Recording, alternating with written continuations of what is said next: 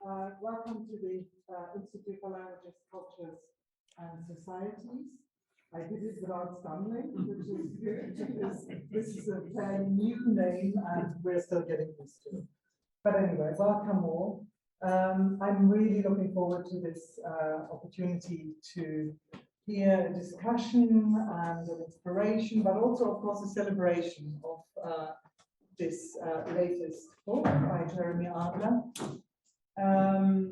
And we have, for this event, invited three experts on Goethe, and I am very, very grateful that we have this panel, because we really can hear from people who know most about Goethe. So I'm very delighted to introduce, I mean, you probably know them all, but to introduce Ritchie Robertson, Professor Emeritus from the University of Oxford, and he has, of course, published on Goethe and on the Enlightenment. Most recently, there's a book on the Enlightenment and the Pursuit of Happiness that was published in 21. And Charlotte Lee, who is Associate Professor at the University of Cambridge, has also published on Goethe, on the very late Goethe, a few years ago. And of course, very warm welcome to Jeremy Adler, the author of the book. Can you just hold it up? the book we're going to discuss. There we are. Erfindung der Moderne. So this is really the main question, to what extent is Goethe really the Erfinder der Moderne? Let's explore that in this conversation. So thank you all for coming, and I'll hand over to Charlotte, who's chairing. Well, thank you very much, Gordler, and thank you everybody for coming. It's great to see such a nice turnout. Yes, we are here to discuss Jeremy's book, and in particular the modernity aspect of it. But before we get into that, I think both Ritchie and I would just like to express our bewildered awe at what Jeremy has managed to achieve here. It really is extremely impressive. Right? Yes, and we must underline, this is a very remarkable book and an outstanding book. As people probably know, it's a much expanded version of this book, which Jeremy brought out with Reaction Books three years ago. This little book on Goethe and the Critical Life series is itself a miracle of compression. And although this German version is considerably longer, it's still very concise. The first half of the German book follows the English fairly closely, as far as I can tell, but the second half contains a great deal of additional material. And I find that one has to read this book twice in different ways. First, to follow the story and the argument, but secondly, to cut between the text and the notes. The notes are extremely extensive. They testify to Jeremy's extraordinarily wide reading. They show not only the intellectual company that Goethe belongs in, but also the vast network of relations between Goethe, other thinkers of his age, of the past, and, because the book is all about Goethe foreshadowing the present, subsequent to him. And I only urge everyone to get a copy and be prepared to read it several times. That's right. It's interesting, Ritchie, that you mentioned the English version, which came out first, because what struck me about that was the energy of the prose, and that really is carried over into this by now much extended German version. And it's a very interesting read for anyone, including those who've been working on Goethe for a long time, because a lot of it resonates with what I think I know about Goethe, but there were many points also which took me quite by surprise, and I think that's really exciting in a new biography. The book, of course, as you may know, if you have already read it, ranges across the whole of Goethe's life and work. But perhaps what's particularly remarkable about this book is the focus on economics, on the socio-political aspects of Goethe's work, both his literary work and also his practical work in the world of affairs, of statesmanship. And we'll come back to that later in more detail. But the rote Faden, if you like, the red thread through all this, of course, is the question of modernity, and that's given the title of this session too. So perhaps we can just start, Jeremy, by asking what is the understanding of modernity that you're developing in this book? Well, first of all, thank you for the embarrassingly kind words that you've showered on me, which are fit to make me scurry for the exit at this high point in the proceedings before the bathos steps in. I don't give a summative definition of modernity at the beginning of the book, but on repeated occasions, until one of the last chapters, I give indications of modern ideas like liberalism, relativity theory, industrialization, and so forth. And I use several sparring partners during the course of the book. One of them is Osterhammel and his history of the development of modernity, also published by Beck, a very big book, which I refer to several times, which I acknowledge and on one occasion only disagree with. So he is my, you can see that's my Leitfaden, that I take this book by Osterhammel, which was so impressed Frau Merkel that she immediately invited the author to dinner. I take this amazing book as my lodestar for the investigation.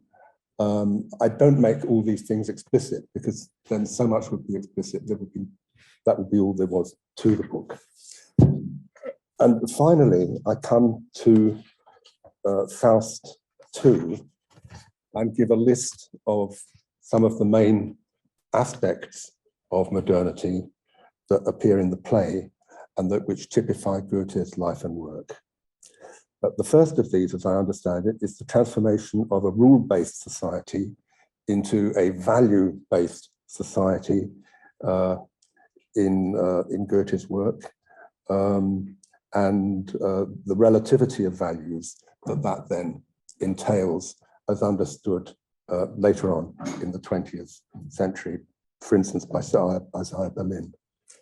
The second point that I pick on, which is repeatedly mentioned in the book, is economic liberalism as it comes from Adam Smith. Goethe knew Smith, he quotes him, he comes to terms with him, and he uses Smith. And this is the second point, which I think is fundamental. So I take a very traditional economics-based view in my book. Then connected to that, of course, is the expansion of the money economy. And following on from that, the rise of capitalism post Smith, and in the thinking of many of Goethe's contemporaries with whom he was in contact. Goethe actually entrusted one of his friends with reviews of economic books, which Goethe then edited before publishing. So he was very au fait with the view of capitalism as it came about around 1800. And very critical view of capitalism in these books as well and with his contemporaries. Then, of course, technology, that's a major theme which runs throughout the second part of the book, and the Industrial Revolution.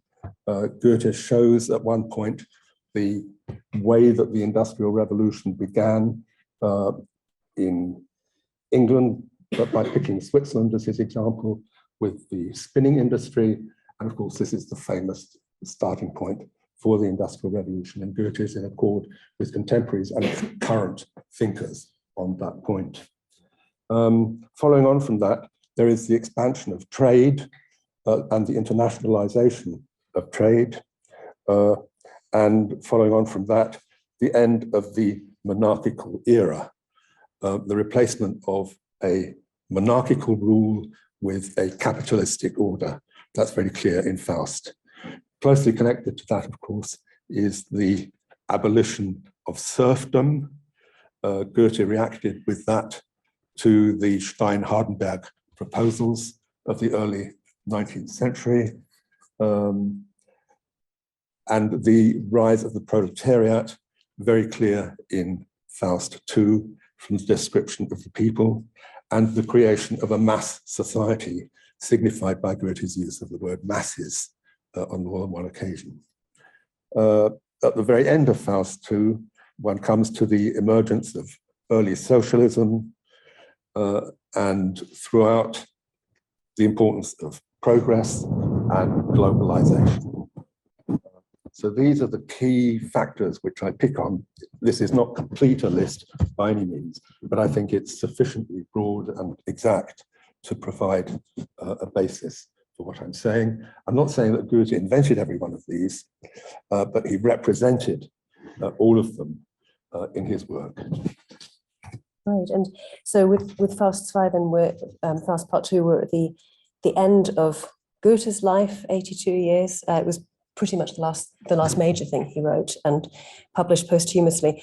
And we're also well into the 19th century, and I think that came out in that list. These are now 19th century concerns. But would you say that Goethe was always already a modern poet, thinking about his early works in the 1770s, a very young man, a very different world? How does his contribution to and relationship with modernity evolve over his life? Well, in a nutshell, I mean, the earliest work revolves around the invention of the subject and the ich, which incidentally also treats as a fundamental feature of modernity. So that is very far away from the later world that we come to. Yeah, that's really interesting. And of course, the role of the subject is essential throughout his oeuvre, really, including in science, as I think we'll come to later. And the other thing that occurred to me as we were thinking about modernity was to what extent, if we're talking about a modern artist, a modern writer, a modern thinker, to what extent is this idea coextensive with originality? Thinking in particular, again, taking us right back to the beginning of Goethe's career, that really explosive originality that we see. Yeah, I think that is absolutely spot on. It's originality rather than imitation is there from the very beginning in Goethe's poetry. The originality is the expression of the subject as opposed to art as mimesis. We therefore get once again, I'm back to that point, a subject-orientated world in which the subject bodies forth novelty. And from the start, new things are important. You get a very similar development with Mozart as well in the late 18th century. The novelty of the art becomes key. So it's interesting how at the beginning of the career he's embodying but also furthering 18th century trends, and then at the end, as you've shown, channeling and foreshadowing 19th century developments. We're going to come back to the poetry in just a minute, but Richie, did you want to add anything at this point? Yes, the summary of the aspects of modernity that Goethe treats, that we've just heard, is extremely helpful. I must confess, I tend to avoid the word modernity because it seems to me rather nebulous, and also because it tends to be used in two ways. First, as a neutral term for a rather undefined historical period. Secondly, as a value term. Modernity is supposed to be, by and large, good, the goal of progress. And for that reason, I tend to stay away from it. It occurs to me that just to balance the record, when you think of the ways in which Goethe is also critical of what you might call modernity, Jeremy has referred to his doubts about capitalism. one famous description of the working of capitalism is put in the mouth of Mephisto in Faust Part 1, when he tells Faust that with wealth, he can have far greater powers than he can simply as an individual person. He can, for example, acquire 12 horses, und dann ich renne zu und bin ein rechter Mann, als hätte ich 24 Beine. So capitalism enormously increases the powers of the individual. Goethe is also clearly very skeptical of the invention of paper money in Act 1 of Faust Part 2, and that's an example of the way in which the modern world is extremely abstract. Paper money is more abstract than coins. That in turn is more abstract than dealing in goods. And now, when you can go for a long time without actually seeing either paper or metal money, but pay for everything by card, you reach a higher pitch of abstraction. If I were to see what seems to me the most striking keynote of Goethe's work, is with the stress on the individual, which emerges already from what Jeremy has just said, that the free market allows often excessive freedom to individuals who can forget any sense of social responsibility. So criticisms of modernity can also be found in Goethe. Absolutely, and sometimes ambiguities as well. Mm-hmm. For instance, his depiction of the canal, the building of the canal by the workers in Faust 2 is very negative, but the description of him in Eckermann, I think, mm-hmm. which you have brought Yep. with you, mm-hmm. Is a completely different description of Goethe. Namely, he was absolutely fascinated by the plans for the building of the Suez Canal and the Panama Canal. And he was sitting, Eckermann, I think, is it Eckermann, came across him one day sitting on the floor mm-hmm. with maps spread out all around him to do with the building of these projects. So there is often an ambiguity in Goethe's response to modernity.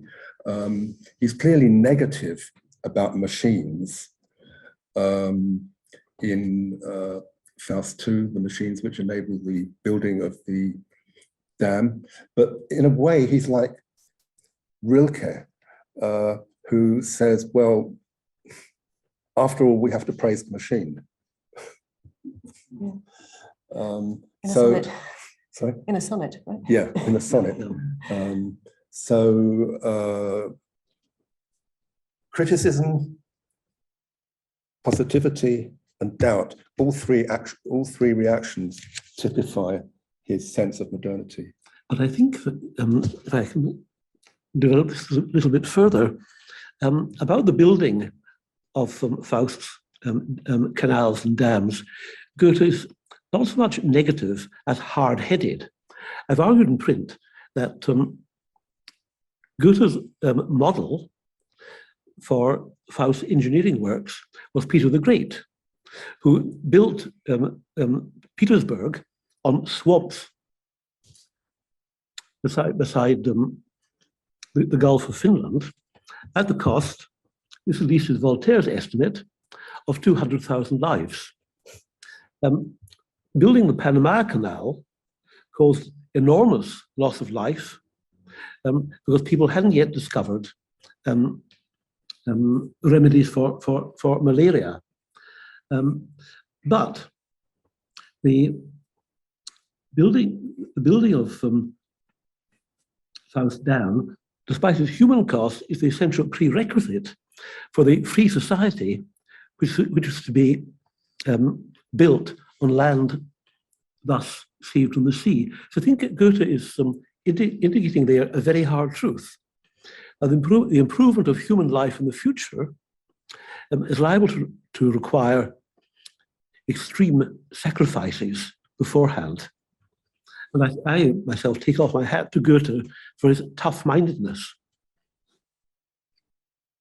Well, I don't think that Peter the Great can be the model for Faust. Peter the Great is a ruler.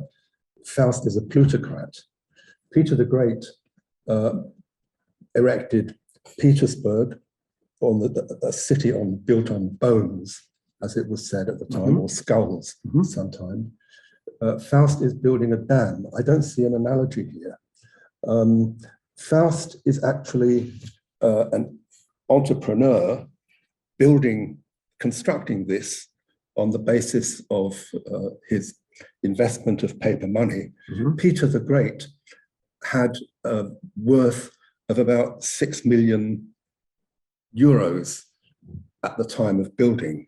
So the fit between Peter the Great and Faust in Faust II seems to me very shaky, not to say questionable. So I can't agree with you there, Ritchie. I can't agree. We'll carry on this discussion another time. But let me just say that Faust is working for an emperor and not an emperor himself. So and the model here is Saint-Simon and Robert and Owen. That's where we have to look for Faust's behavior. But we'll continue this in the pub afterwards. Well, it's interesting that we've lingered for so long on Faust, which is, of course, also an example of aesthetic modernity, proto-modernism, you might say. So let's think perhaps about the various literary genres, and we might as well start with poetry. I think, given that that's in many ways the key association with Goethe.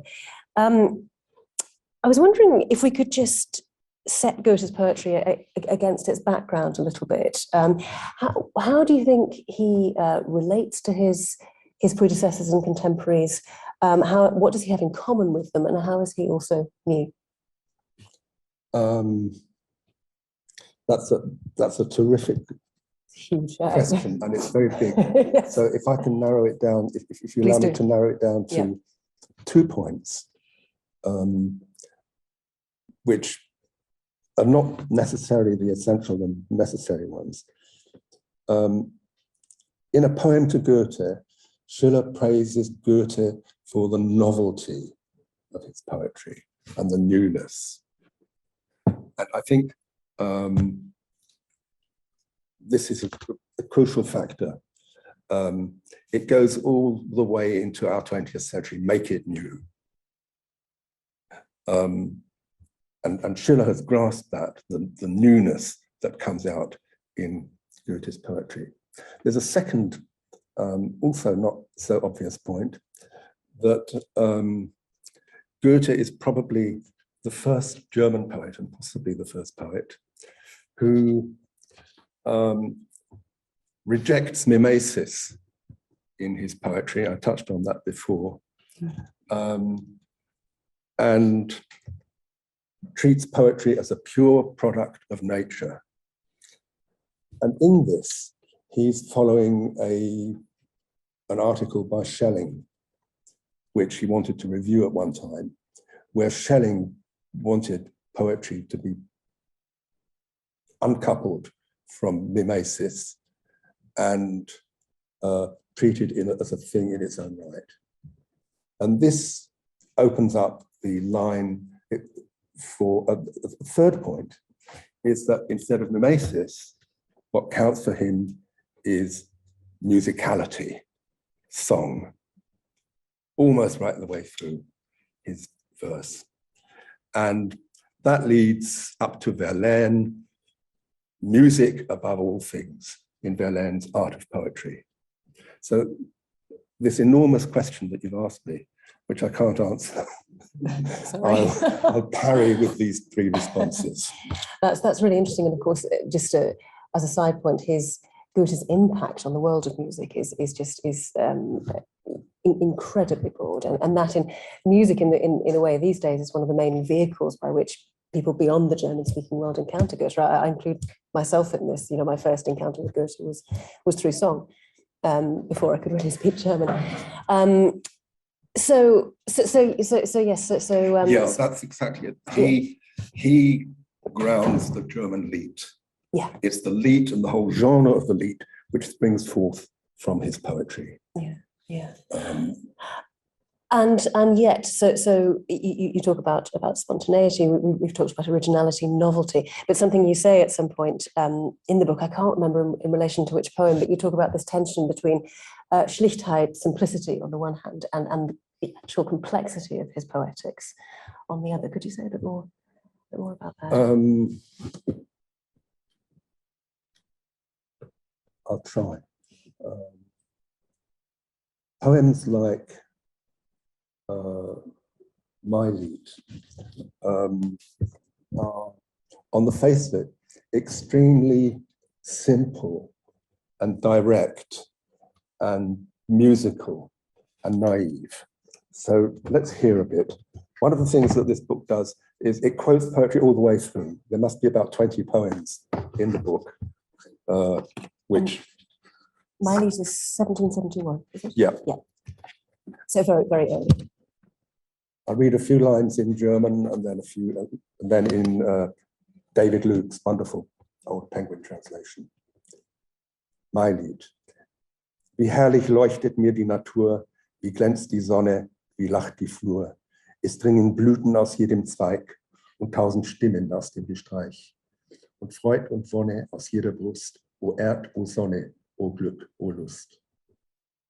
How splendid is the brightness of nature around me, and how the sun shines, how the fields laugh.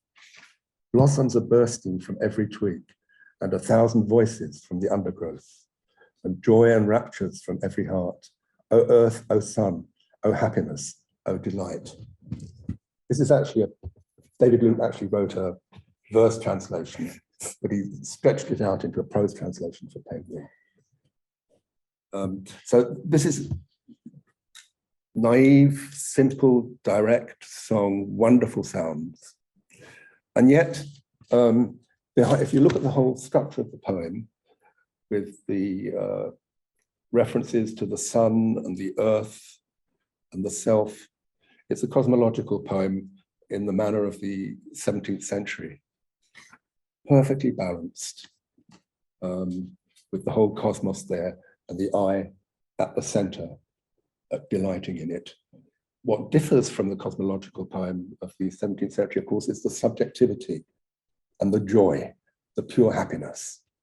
Jim Reed is always, or often talking about Goethe as the poet of happiness, and he's dead right in examples like this.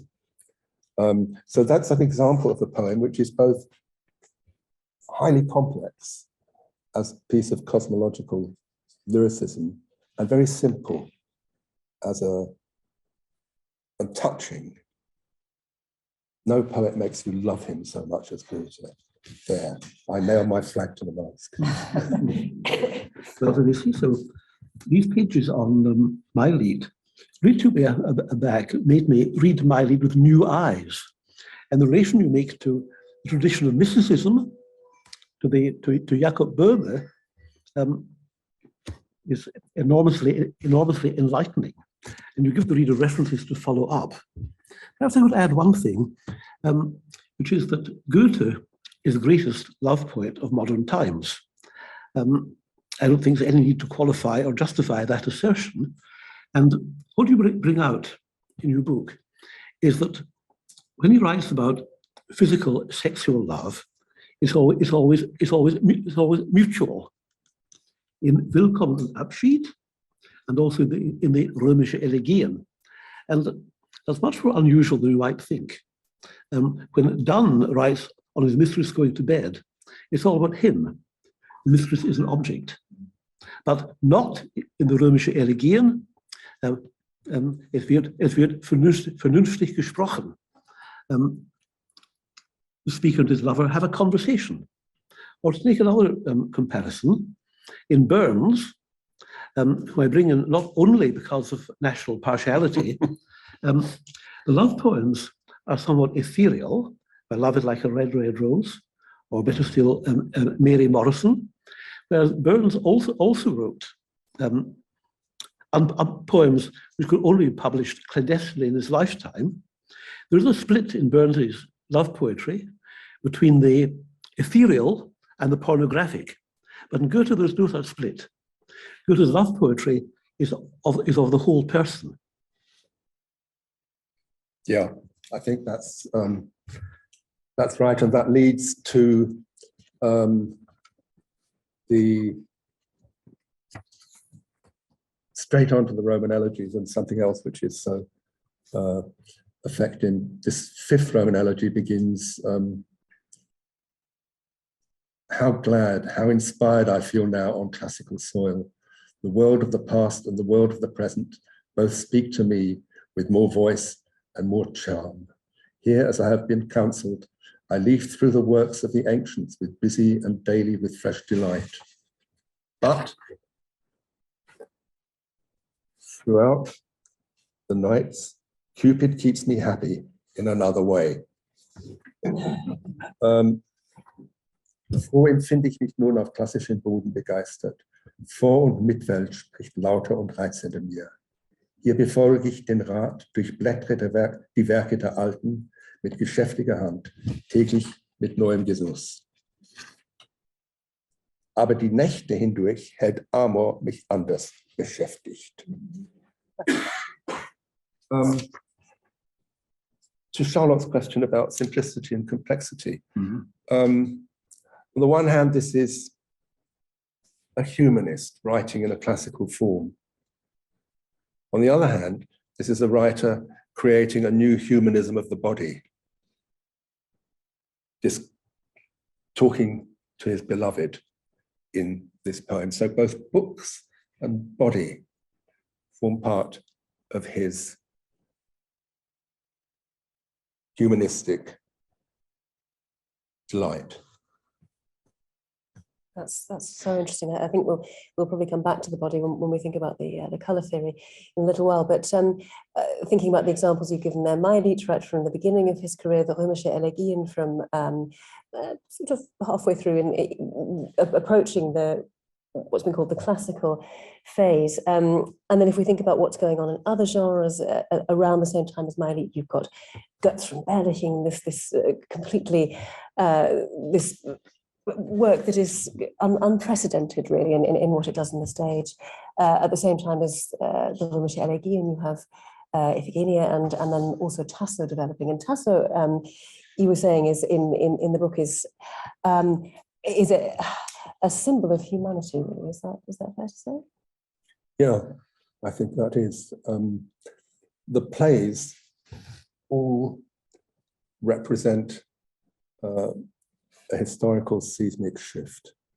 Goethe von Berlichingen, you have the shift from the medieval society to an early modern one, from the robber baron to the free robber baron to the power of a bureaucratic court around the bishop. So it is very good on moments of historical transformation. In Egmont, similarly, you have the play focusing on the captive Netherlands occupied by the Spaniards, Philip II of Alba, and the anticipation of the freedom of the Netherlands subsequently, which gave us Rembrandt and Spinoza and Spanish culture. So he's extraordinarily astute about historical turning points. And he does something similar in Iphigenia, where he looks at the shift from barbaric practices of a culture which murders strangers to a culture following the rule of law of Victoria, the Spanish head of the school of Salamanca, which gave us international law. And this is what Iphigenia represents, the rule of international law and the freedom of the individual rather than the destruction. And so Tasso is similarly giving us a picture of the emergence of the Renaissance. All the key ideas of the Renaissance that you later get with Burckhardt or Michelet are already present in Tasso.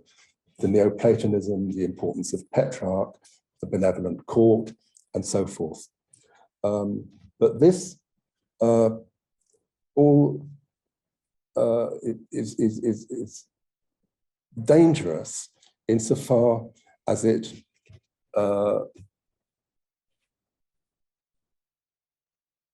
prepares for a melancholic poet, Tasso, who becomes unhinged, unable to locate in the court and unable to control his own self. So it's an absolutely fascinating panorama that Goethe gives us in these plays, with a very unusual historical awareness. That is all absolutely true. And in fact, Goethe von Berlichingen, in his portrayal of a whole society at a historical turning point, was the model for Scott in the Waverley novels. Scott translated Goethe into English very badly, with a great many howlers, but that attests to the influence that Goethe exercised. Tasso dramatizes historical turning point in other ways because of the ambivalence of Tasso's position. He just completed the Gerusalemme Liberata. Who does it belong to? He hands the manuscript over to his employer, Duke Alphonse, who says, who's been waiting for it for a long time, and says, so halte ich endlich denn in meinen Händen und nenne es in gewissem Sinne mein. Who does it belong to, Alphonse or Tasso? And Tasso wants it back so he can revise it. The Duke withholds it from him, which in a way is very wise, because he'll probably never see it again. But also, he's depriving the poet of his property. So there are two sides to that coin. And there is certainly some connection with what Jeremy also brings out. The dual position of Goethe at the Weimar court, where he was partly an employee of the Duke, but also a writer earning money from editions of his own writings. In a midway position, therefore, between the recipient of patronage in the 18th century fashion and the writer sustained by the public. Yeah, I worked out that 50% of his earnings came from the court, and 50% came from his books. And they say too that in the passage on Egmont in your book, I found enormously eye-opening the account of Rembrandt's presence in the play.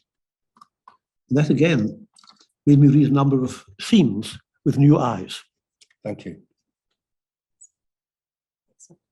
I'm just looking at the clock and thinking how much more material we have to cover. So I'm wondering if we should spring to science now. Yep. I do that reluctantly because Wilhelm Meister's Wanderjahre, the second of the Wilhelm Meister's novels that appeared in the 1820s, is hugely important in terms of modernity, both literary modernity and also, as Jeremy shows, the political economy and so on. But I think that may well come up later, or you can bring it up in the questions if you will.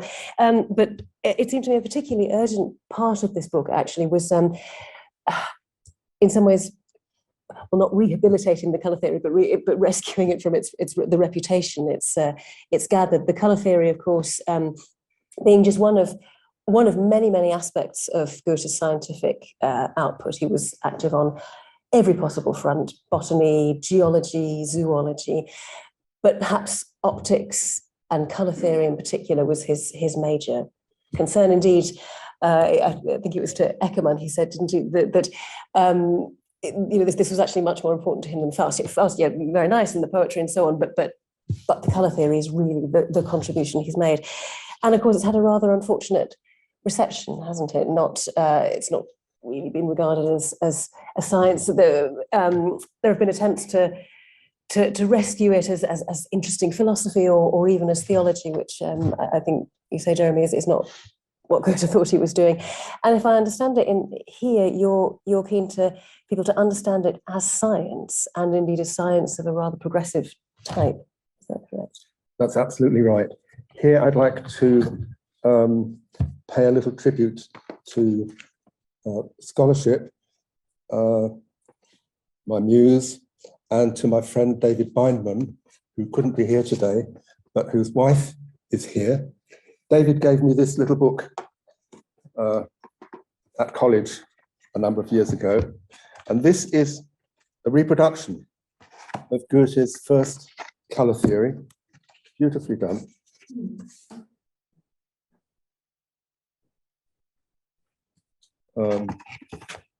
Then there's the prism that Goethe used, reproduced.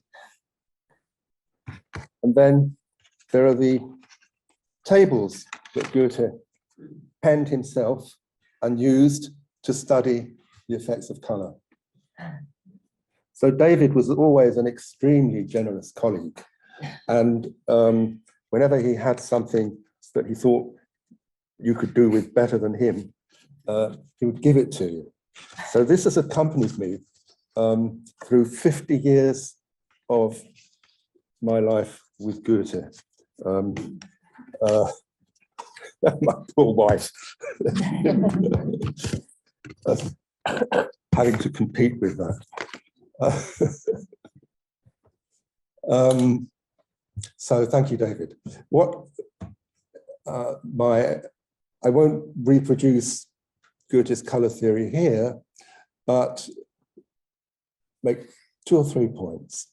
One is that Newton had many detractors in the 18th century before Goethe on different points.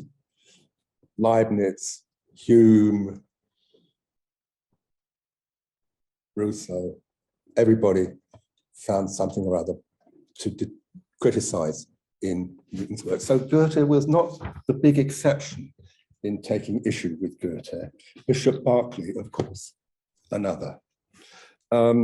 So Germanists tend to put Choral Goethe as a weird anti-Newtoner in this little field, as if he was the only loony in the shop.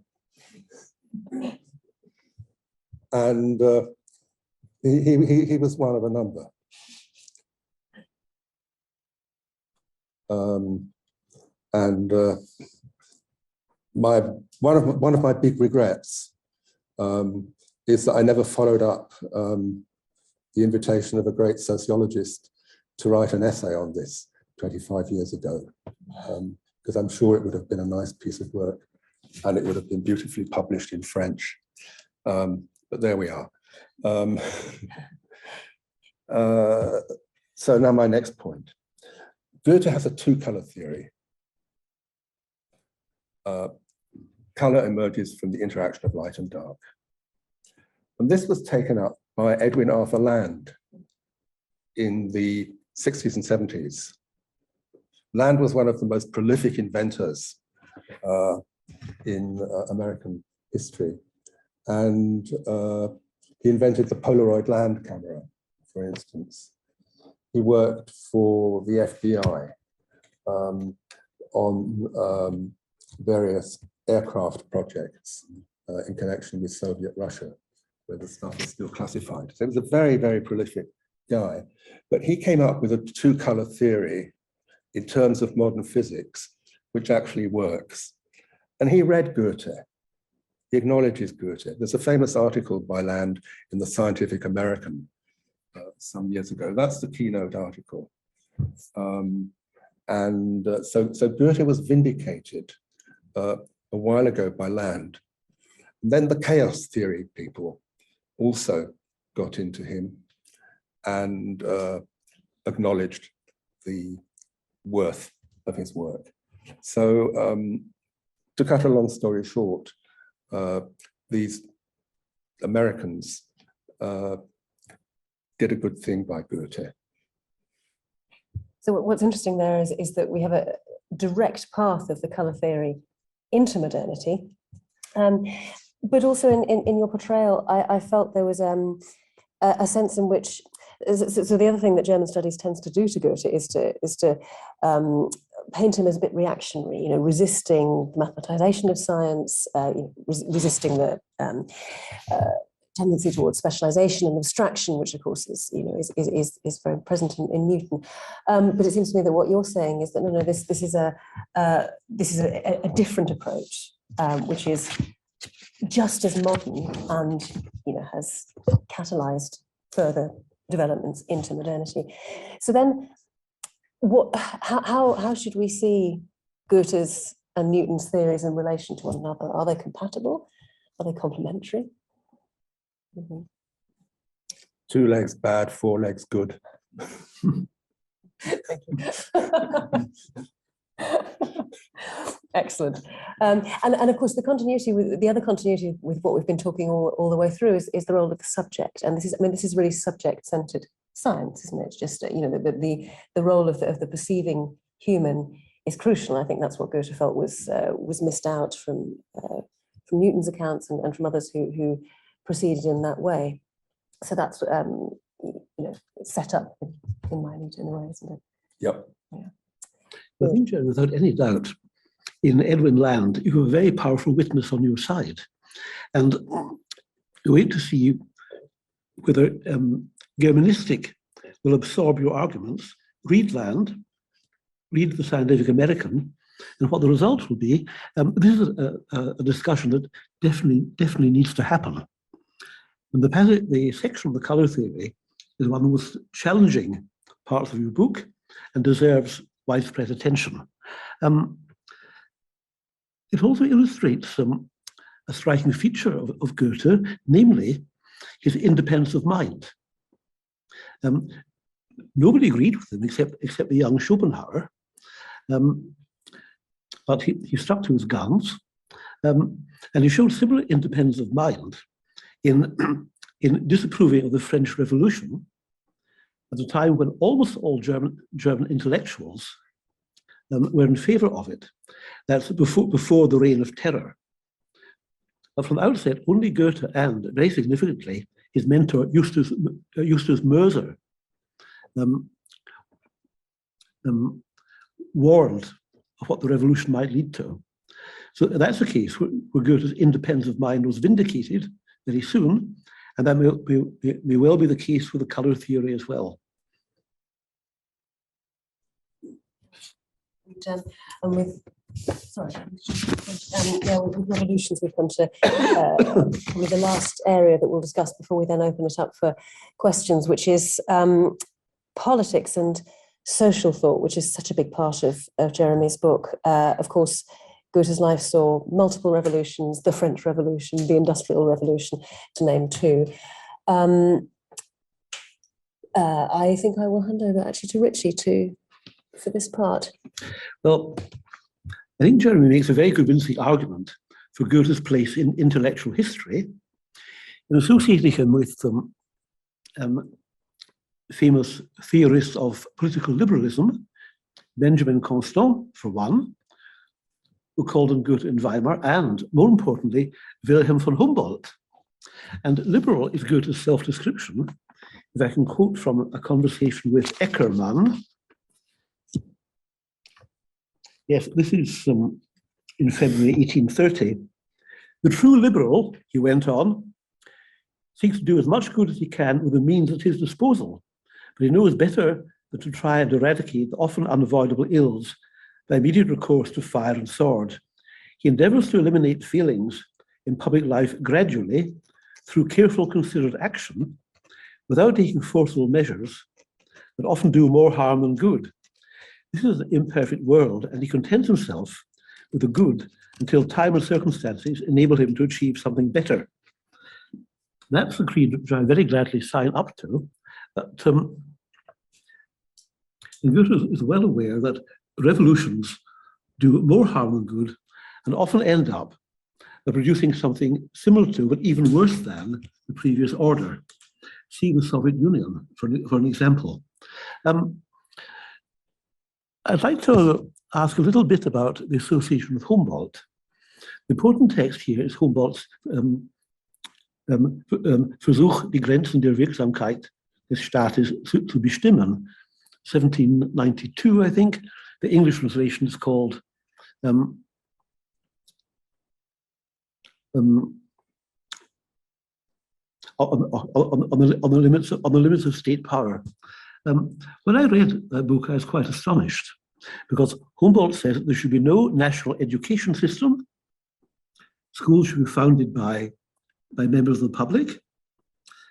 And this is hard to square either with Humboldt's later role in setting up state grammar schools, Gymnasien in Prussia, or with a concern for equal opportunities in the present day, which does seem to mandate a national education system. What Humboldt and Goethe very much objected to was something like today's national curriculum, one-size-fits-all method of education that tends to erode people's individuality. Fine, I think we would all agree with that, but I would have thought that in a democratic society, there has to be concern for at least minimal equal provision of education. That's a criticism of Humboldt, not of Goethe, who doesn't go down into that much detail. Could I say also there are other aspects of liberalism. One is economic, which Jeremy has already talked about in his introductory words. Another association of liberal is tolerance of different lifestyles and life choices. And Goethe is very remarkable here in his tolerance for homosexuality. It was unmentionable in his day, although Schiller comes very close to mentioning it, for example, in his dramatic fragment Die Malteser. But Goethe, in his short biography of Winckelmann, alludes pretty clearly to Winckelmann's homosexuality in saying that Winckelmann was really a Greek, and it is best to live the life of a Greek. And that is as close as one could come to vindicating Winckelmann's life choice, and makes Goethe stand out in his time. I don't know if you want to comment. I'd love to, yeah. I mean, that's spot on again, Ritchie, yes. The text by Humboldt is actually shot through by allusions to Goethe and to Goethe's works. There are one or two references explicit, and there are other places where he's clearly thinking of Goethe. And this text then serves as an epigraph for John Stuart Mill's On Liberty, and is discussed in On Liberty at length. So what I call the Humboldt-Goethe theory of liberalism goes straight into John Stuart Mill and into the central tradition of British liberal thought. Crucial, I think I would emphasize slightly differently from you. I mean, what is important is that both Goethe and Humboldt stress the supreme importance of education. And this, again, they share with Constant as well, and Constant's liberalism. And this runs through the 19th century liberal school. So one thing there is education, which links Goethe to Humboldt. But there I'd like to depart from Humboldt for a moment and just look at Weimar. It's been called a fairly ordinary place by a fairly good Germanist, but this is far from the truth. It intended to create a liberal constitutional reform program at the beginning of the 19th century. In 1816, it was the first German state to introduce a basic law, and in the same year, it was the first German state to have a parliamentary election. 40% of the population had the vote, but still that's not too bad. And in a little poem, Goethe greeted this development cautiously, but nonetheless welcomed it. So, and Madame de Staël also emphasized that the court at Weimar was liberal, and being Constance's companion, she was in a good position to judge. And she was herself, after all, a leading liberal in the Coppe circle near Geneva. So she is a witness to Weimar as a liberal place, and one which enabled Goethe, after all, to develop all his faculties. So the context for Goethe, beginning of the 19th century, is a, as it seems, liberal state. And most interestingly, Goethe himself proposed the teaching of the Code Napoleon in the University of Jena very early in the 19th century, before any other university in Germany taught the code. And he traveled to Jena from Weimar several times to make sure that the Code Napoleon was put onto the curriculum. In those days, this would have been a pretty liberal thing to do for a over 60-year-old man.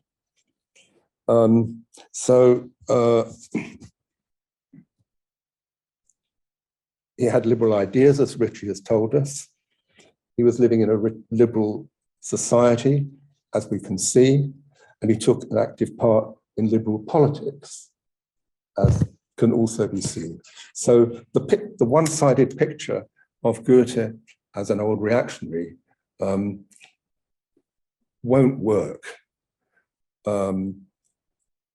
We have to remember that there were, in those days, conservative liberals, and all the way to Oakeshott and Sir Isaiah Berlin, we've had conservative liberals who are not lefties by any means, but liberals by every means. In 1831, finally, Goethe called himself a moderate liberal. Also in Eckermann. Excellent. Well, I was very interested actually to read in the book about the importance of Weimar as an environment in enabling his poetry from the very early days. We'd probably better draw it to a close. We've got about 20 minutes of questions. Perhaps we could just end by drawing something out that's been implicit, I think, all the way along, and that's Goethe's impact beyond the German-speaking world. Goethe, of course, throughout his life drew in a huge number of influences himself. Shakespeare, Hafez, you name it, he read it.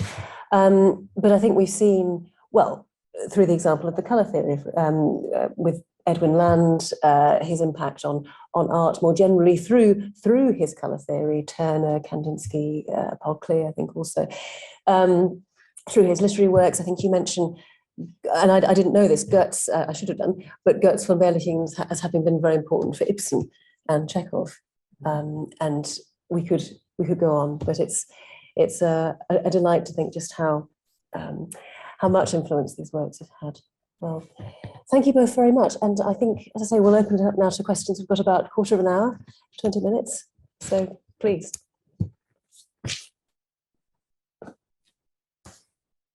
Yes, right at the back.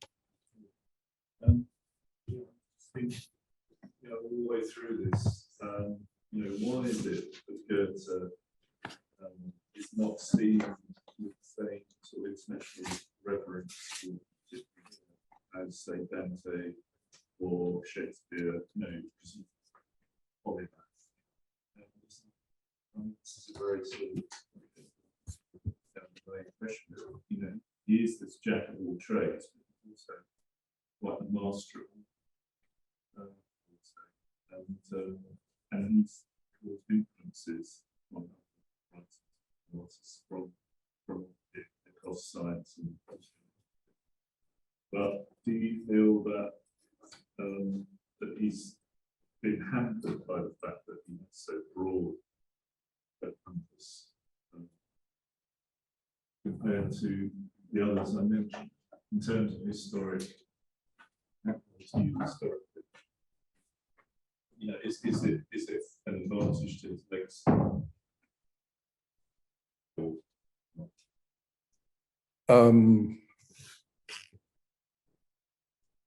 I'm not sure that he translates very well. That's sorry. Well, I was just thinking that I think Goethe is absolutely just has a point. And I think you almost said that. And it's just so possible, really, to get the full impact of station, however, I think that's one reason why, and even at Faust and Faust 2, it's never going to be the same translated as it is.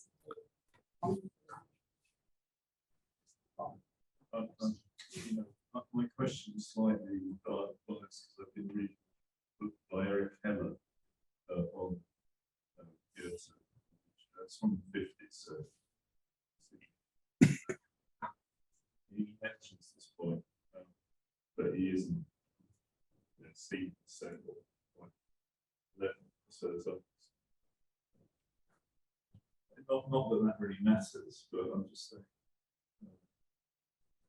I just mean, you know, the more areas you cover,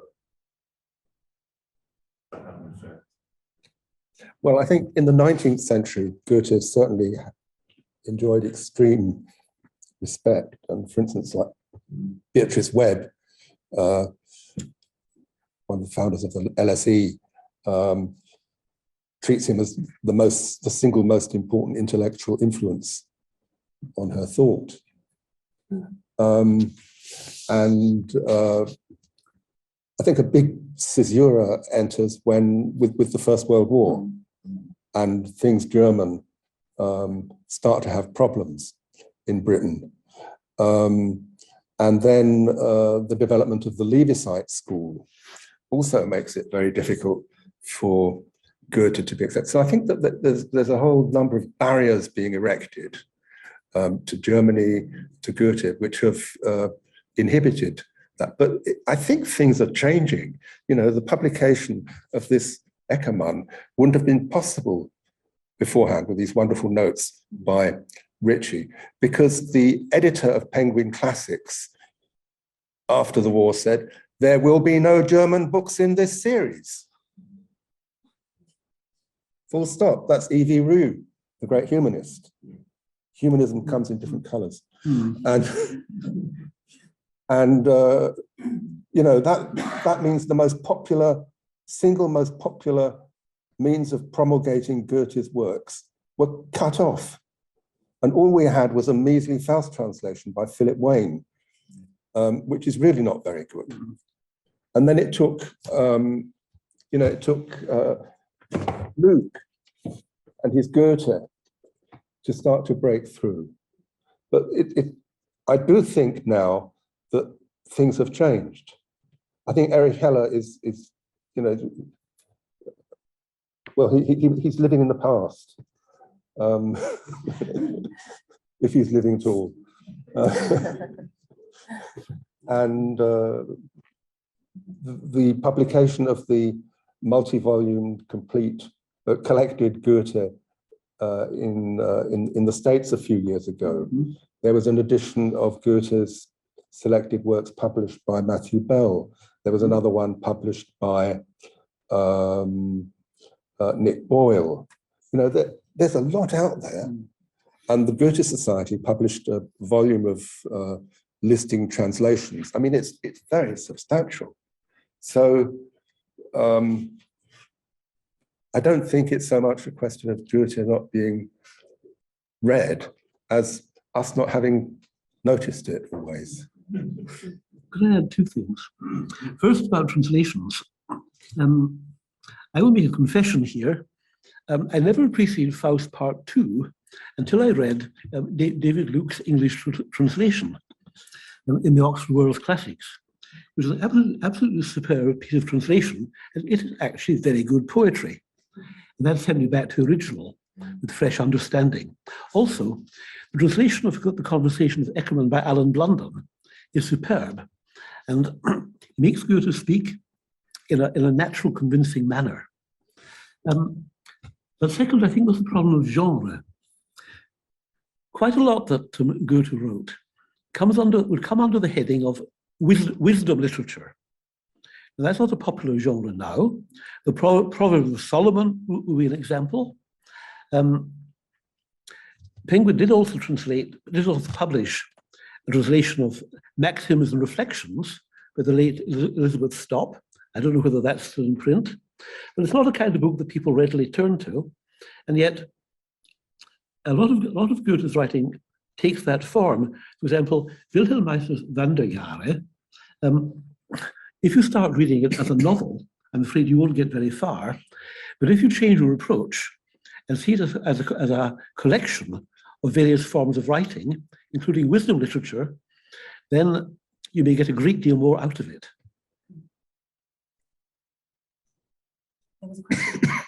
Yes, I'd like to pick up on that. I'm very interested to see that Alan Blunden has done this translation of the Conversations with Eckermann. He was a contemporary of mine at Cambridge. We were both taught by the same people. I was supervised by Ron Gray, who wrote, of course, while he was actually supervising this very controversial book, Goethe, Critical Introduction, which was savaged in the academic press. But Ron always believed that Goethe was a life force, and he was a devotee of Goethe's poetry. And then moved from Cambridge to UCL at a time when Mary Wilkinson was still in post in her last years. Unfortunately for me, when she discovered that I'd been supervised by Ron Gray, she refused to speak to me. Goethe was a live presence. Then Martin Swales, who sadly can't be here, who of course took up the torch. There were other Goethe scholars in the UCL department at that time. I taught Goethe myself at Cambridge, and I continue to do that on and off at UCL and for a time back there. But my real point here is that for people like Ron Gray, Goethe was an essential life force. If you haven't read Goethe, there was something missing. And it all has to do with this idea of who, of self-development. There's a wonderful book by Ruth, who wrote this after he retired, who himself, of course, had the chair at Cambridge for a number of years, where he brings this out.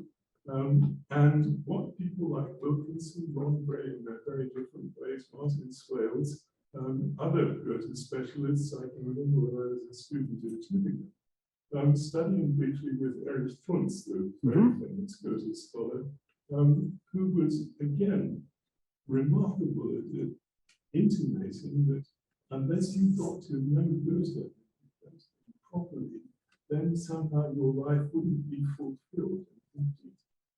And one of the sad things for somebody of my generation is to see that there are now very few German departments around the country, and I'm very pleased now that we have somebody doing this, where Goethe is still the life force, because German, at the time when I was growing up and first entered the profession, really Goethe was the center of the subject, and everything else was in a certain sense peripheral. And I'm very pleased to see that these translations and Jeremy's book and other scholarly works are appearing. Nevertheless, there's this very sad void. And I wonder, Ritchie, I think you just retired, but I'd be very interested to hear from Charlotte. How do you find teaching the younger generation Goethe? Gosh, that's an interesting question. I think that there is a barrier initially of the kind that was described at the start. But I think once people have got over that, they're excited by it, and they're excited by the period as well. There are healthy numbers wanting to read the texts, wanting to look at the period. What surprised me more actually was how much they like Klopstock and Scansion and meter and all these things, which I hoped they would, but I was quite surprised to see how they take to it. So it's we'll never have dozens and dozens doing it, but they read Orfast in their first year. That itself takes some explaining, but the reason we do it partly is because he was more or less their age when he wrote it. Excuse me, and drawing on his life as a student in Leipzig and so on. And there's of course a lot of contextualization that you need to do, and so on. But he does still fire the imagination, I think. Can I just come back to your book, Jay? I'm just interested in it was pointed out at the beginning, the difference in size of the English language book and the German one. I just wondered how differently you approached the two of them in relation to the questions that have already been asked. It's obvious how that relates to it, but how did you feel you were writing when you're writing for a German audience rather than an English one? So for the English audience, I wanted a zippy introduction that would grab the reader and introduce him to Goethe in his fullness in a compressed space with some attractive pictures to sweeten the pill. And that seems to have worked. Then the German publisher asked me to do a German version, and I just thought this won't work. If it's translated, it will be meager and skimpy. So I changed the question to what needed to be done to contextualize Goethe in the world from X to the present. And then I drew up a list of topics which I felt would be essential to cover, to give balance. So, you know, there's a chapter on music, there's a chapter on painting, Goethe and painting. There's a chapter on anti-Semitism.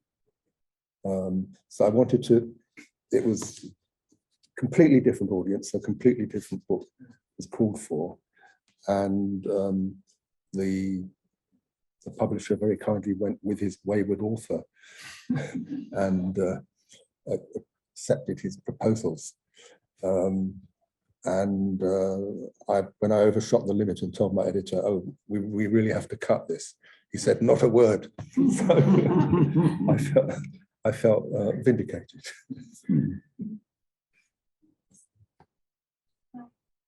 Yes, continuing on with that, I just wanted to mention that this morning, Goethe actually did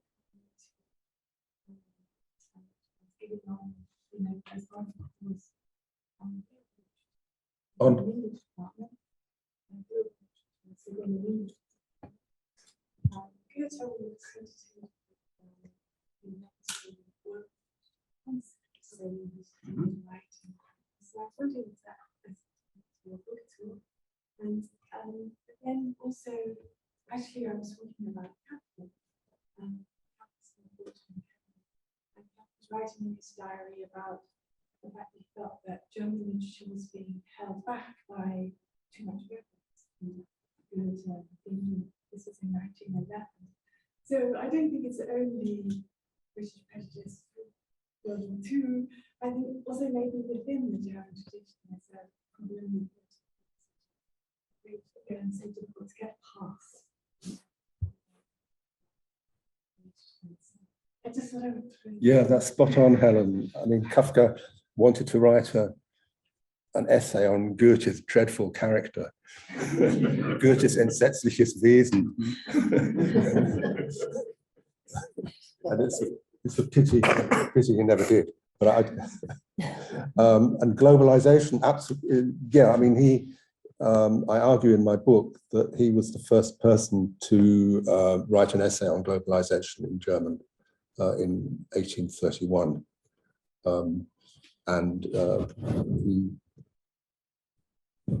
There are different theories of when globalization came about, going back to what they call prehistoric globalization, way back to around 1800, which is seen as one of the tipping points for globalization in Western culture. And Goethe certainly sees this from about 1824 to 1830. There's a French book on universalism about 1820. But Goethe has a 5-paragraph summary of development of what he calls social circles, which spread from a limited context to a world context. And then Goethe also uses the word world literature as an example of it. So what I argue is that he comes up with a kind of cultural globalization, which doesn't really get talked about until this century.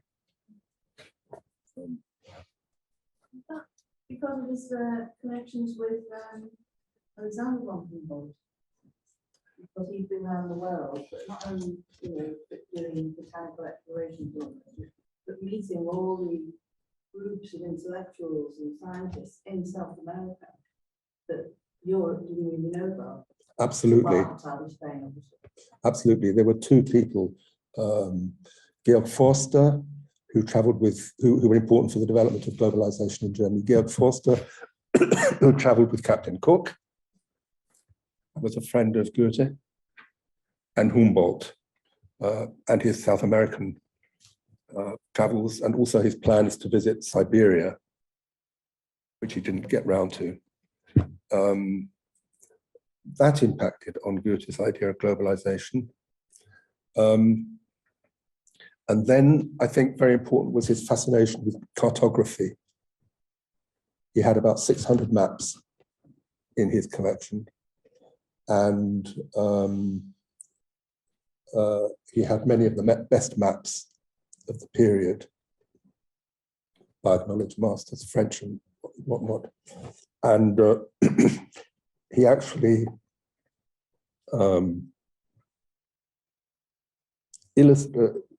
illustrated maps himself.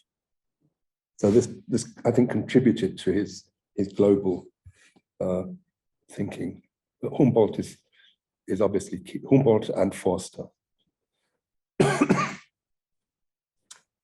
Wow. Oh, goodness. All the questions are coming up. I think, Gordon, do we need to wrap it up? 5 minutes. Okay. Well, the first hand I saw was over here. Yes, just, you mentioned Gordon and other influences. To what extent was Goethe influenced, infused by the United States? Because when I read, not very well, I'm sure, if I've read you abroad, it struck me this was the sort of settlers in a new world. I just wanted to understand he was infused and it influenced him. Very much so. Absolutely. The American Constitution is of interest to him more than the French Constitution, of course. The settlers, the farming, all of that. He wrote this poem, which you know, America, du hast es besser. America, you're better off than we are. And he felt that we were stuck. And in the Wanderjahre, the travelers divide up between those who want to stay in Germany and those who want to go to America. So, yes, I agree with you entirely. Thank you. Perhaps for efficiency, if we take the last 2 questions together, if that's okay. So whether he had any views about German. I can't remember the word, the quote in German, but I think he said something about Germans. Admirable in particular. Not so admirable, correct. Did he see Germany developing on the lines of what was happening in Weimar and unifying as a German nation? So future of the Germans and well, to me, modernity has always resided very much in his notion of building and self-realization, which is a secular ideal. And it's had a considerable impact on many artists. Wilhelm Meister being the crucial text. so the idea of it. Yeah. Yes, Goethe was very much against the rise of German nationalism, the tendency after the Treaty of Vienna to create, some years later, a unified state. This was anathema to him, and he clung to Justus Moser's idea of a polyploid state with many different small states cooperating. So yeah, he had very decided views on the developments in Germany, and he reacted against what we would see as the progressive reactionary tendencies in his time. Yeah, Goethe and art, that's a wonderful chapter, Francis. I think it's both Bildung, but for many artists like Itten and Klee and Kandinsky, it's also the color theory as well. I agree with you about Bildung, but I put in the fact that quite a few German, and also Turner, of course, is probably the most important recipient of the color theory. I